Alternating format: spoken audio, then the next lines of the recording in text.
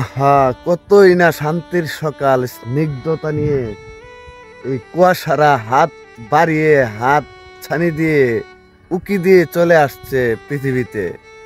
এই কুয়াশা শীতকাল ছাড়া দেখা যায় না। এই কুয়াশার আভাস দেখে বোঝা যাচ্ছে খুব শীঘ্রই শীতকাল এসে পড়বে। আমাদের এখানে শীতকাল মানেই কৃষকদের কৃষিকাজ নিয়ে ব্যস্ত। এখন ধানের বীজ অঙ্কুরিত করা হবে, তারপরে ওই বীজতলায় ছিটানো হবে, ওই বীজ থেকে চারা চারা হবে। এই চারা হাওর এলাকার যে বিভিন্ন ধানের জমি আছে ওইগুলাতে রোপণ করা হবে। আহা, কতই না সুন্দর এই দৃশ্যগুলো আমি দেখানোর চেষ্টা করব আপনাদেরকে। আর দেখেন, কুয়াশা কিন্তু বেশি নাই, তারপরও কুয়াশার আনাগোনা দেখে বোঝা যাচ্ছে যে এইবার শীতকালে ঘন কুয়াশা হবে।